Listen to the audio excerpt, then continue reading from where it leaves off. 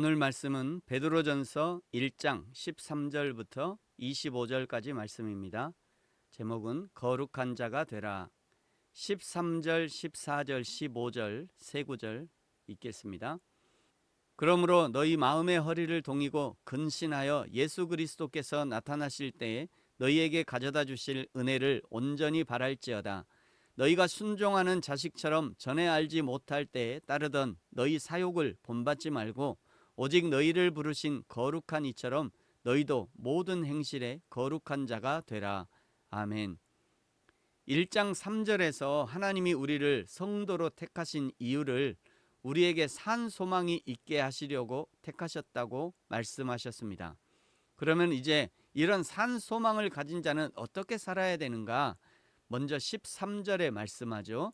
그러므로 너희 마음의 허리를 동이고 근신하여 예수 그리스도께서 나타나실 때에 너희에게 가져다 주실 은혜를 온전히 바랄지어다. 먼저 허리를 동이고 근신하라 말씀합니다. 하늘의 산 소망을 품은 성도는 허리를 동이고 즉 절제하라는 거죠. 뿐만 아니라 근신해야 합니다. 늘 자신을 돌아보라는 거죠. 자신의 생각을 돌아보고 자신의 행동을 돌아보라는 것입니다. 하나님께 산 소망을 두는 자라면 14절 끝에 사욕을 본받지 말아라 말씀하죠. 돈과 쾌락과 성공에 집착하며 사는 세상의 욕심과 유혹에 빠지지 말아야 합니다. 세상이 자꾸 우리를 마치 강력한 자석처럼 우리를 물질의 욕심으로, 쾌락의 욕심으로, 성공이라는 욕심으로 끌고 가려 할 때 그것을 물리칠 만한 강력한 믿음의 힘을 발휘해야 한다는 것입니다. 그냥 있어서는 끌려갈 수밖에 없습니다. 적극적으로 믿음으로 저항해야 합니다. 적극적으로 고백해야 하는 거죠. 더 적극적으로 세상적인 가치관과 반대되는 하나님 중심, 성경 중심, 교회 중심의 가치관으로 행동해야 하는 것이죠. 뿐만 아니라 허리를 동이라는 것은 뛸 준비를 하라는 것입니다. 싸울 준비를 하라는 거죠. 몸도 마음도 다 비우고 무념무상의 상태로는 싸울 수가 없습니다. 까딱 잘못했다가는 마태복음 12장 45절에 말씀하는 것처럼 그 사람의 나중 형편이 전보다 더욱 심하게 되어버리는 더 악한 일도 일어날 수 있는 것이죠.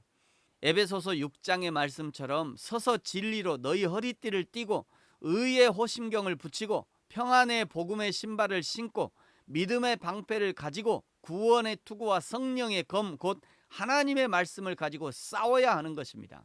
하나님의 거룩은 앉아서 곱상한 거룩이 아닙니다. 할렐루야 아멘. 거룩 거룩 거룩 아멘.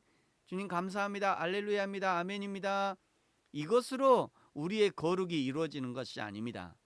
악한 사단 마귀와 싸우는 최전방에서 피 튀기는 거룩이어야 하는 거죠.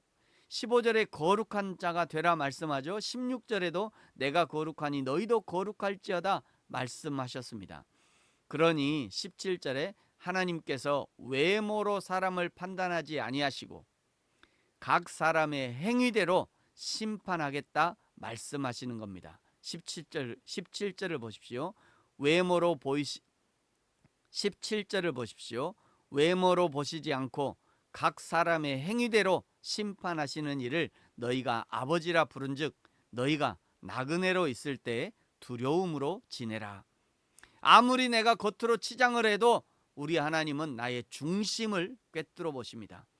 내가 행동으로 한 그것은 그 원인과 동기가 분명히 있다는 것이죠.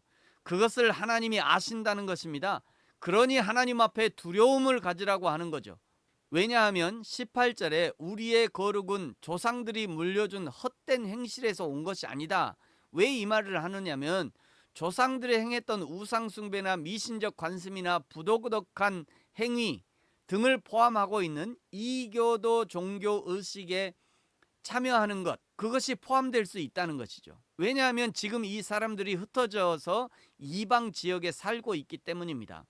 베드로전서 1장 1절에서 지금 이 베드로전서를 받는 성도들이 사는 지역을 소개를 했었습니다. 소아시아 지역의 위쪽, 지금의 터키 지역에 살고 있는 거죠. 그렇기 때문에 그 사람들이 이교도적 관습 또는 이교도의 종교의식에 참여했을 확률이 높다는 거죠. 그래서 그것을 지적하고 있는 것입니다. 이런 행실이 있었지만 너희들이 구원받은 것이 그런 행위가 아니라는 것이죠. 은이나 금같이 없어질 것으로 된 것이 아니다 말씀하는 겁니다. 19절에 우리가 대속함을 받은 것은 예수 그리스도의 보배로운 피로 된 것이다 말씀합니다. 그러면서 20절부터는 어린 양의 보배로운 피로 구속함을 받은 성도가 새로운 삶의 방식을 보여야 함을 말씀합니다. 22절은 다 같이 읽겠습니다. 시작. 너희가 진리를 순종함으로 너희 영혼을 깨끗하게 하여 거짓이 없이 형제를 사랑하기에 이르렀으니 마음으로 뜨겁게 서로 사랑하라. 아멘. 먼저 하나님의 말씀, 진리의 말씀에 순종함으로 우리의 영혼을 깨끗하게 해야 합니다. 다음은 형제를 사랑하되 뜨겁게 서로 사랑해야 합니다. 베드로전서 4장에 가면 또 같은 말씀이 등장하는데요. 이렇게 말씀하고 있습니다. 7절부터 10절까지입니다. 만물의 마지막이 가까이 왔으니 그러므로 너희는 정신을 차리고 근신하여 기도하라. 무엇보다도 뜨겁게 서로 사랑할지니 사랑은 허다한 죄를 덮느니라.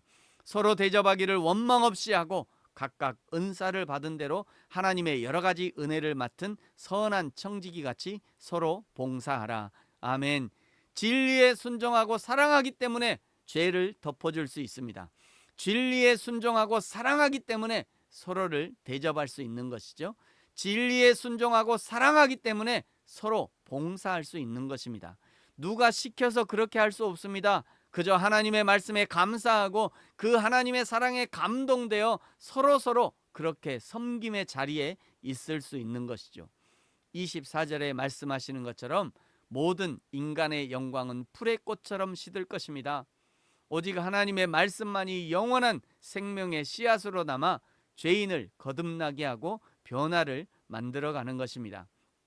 그러므로 사랑하는 성도 여러분, 이 변치 않는 하나님의 말씀에 나의 전심으로 반응하고 변하는 육신과 변하는 세상에 희망을 두지 말고 영원하고 변치 않는 하나님의 말씀, 진리의 말씀에 희망을 두고 희망을 가지시는 저와 여러분이 되어지기를 예수님의 이름으로 축복합니다. 아멘. 기도하겠습니다. 하나님 아버지 감사합니다.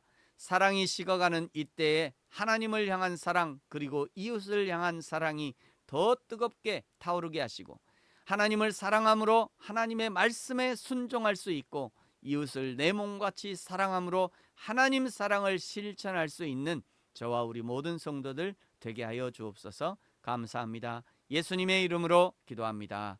아멘. 하늘에 계신 우리 아버지, 아버지의 이름을 거룩하게 하시며 아버지의 나라가 오게 하시며 아버지의 뜻이 하늘에서와 같이 땅에서도 이루어지게 하소서. 오늘 우리에게 일용할 양식을 주시고 우리가 우리에게 잘못한 사람을 용서하여 준 것 같이 우리 죄를 용서하여 주시고 우리를 시험에 빠지지 않게 하시고 악에서 구하소서. 나라와 권능과 영광이 영원히 아버지의 것입니다. 아멘.